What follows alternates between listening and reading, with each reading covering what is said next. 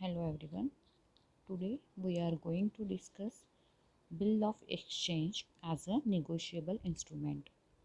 Negotiable Instrument Act 1881 and Section 5 of it deals with Bill of Exchange. Bill of Exchange is an instrument in writing containing an unconditional order signed by the maker directing a certain person to pay a certain sum of money only to or to the order of certain person or to the bearer of the instrument.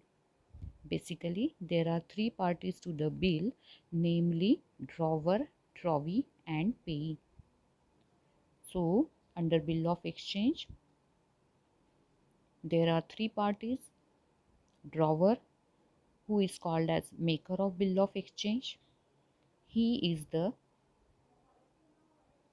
creditor to whom money is payable. Second party is drawee, on whom bill is drawn. He is the debtor to whom money is from whom money is receivable. And third party is payee, the person to whom amount of bill payable or who will get the money.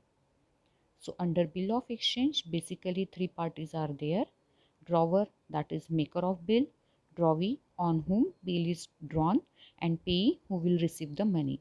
So in this case, drawer and payee may be the same person. Many times drawer and payee may be the same person or they may be different person. Basically, drawer is the creditor to whom money will be receivable.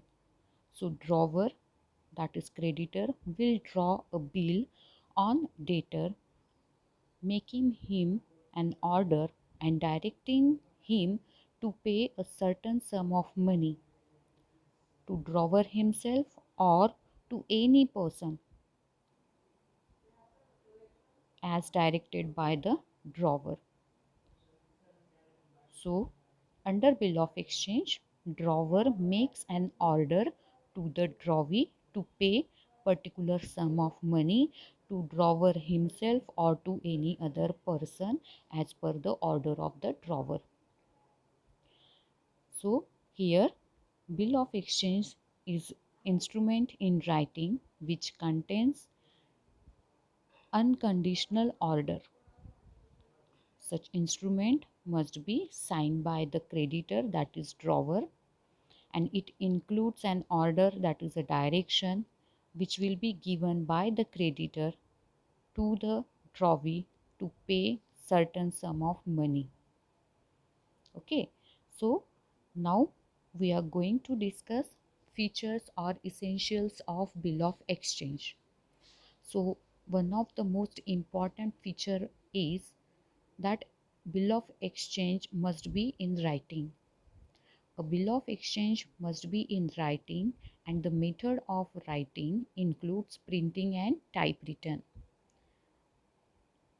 So many of the businessmen keep these documents in printed form, or they can use typewritten bill of exchange. Second condition is unconditional order. A bill of exchange must contain an unconditional order to pay.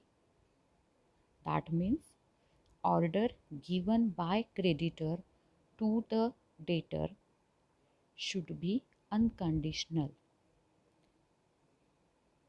Bill of exchange will be a valid instrument only if order given by creditor is unconditional without any condition. Third essential is it must be signed by the drawer. The instrument of bill of exchange will be valid only if it is signed by the drawer, that is maker, and that is the creditor. If bill is not signed by the maker, then it will not be a valid instrument. So it is necessary that bill must be drawn by the maker, or bill must be signed by the maker. The next essential is certainty of the parties.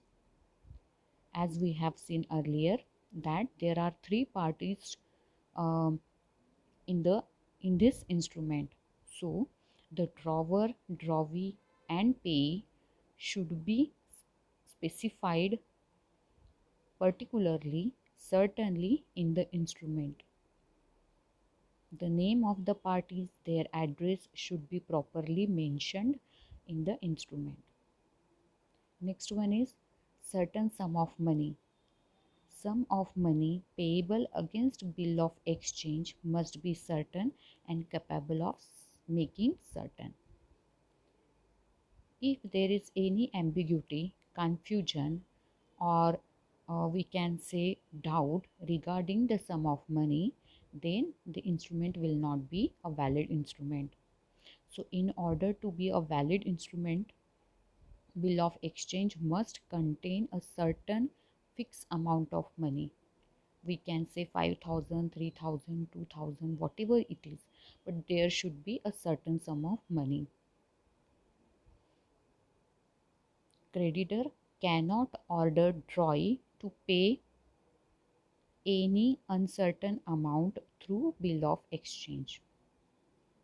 So, certainty of money and certainty about sum of money is the essential condition regarding a valid bill of exchange. Next essential condition is order to pay money only. So, by a bill of exchange, creditor can make order to debtor to pay certain fixed sum of money only. He cannot order to pay goods or provide services through bill of exchange. Next is formalities of date, place, number, etc. It must comply with the formalities as regards to date, place, number, etc.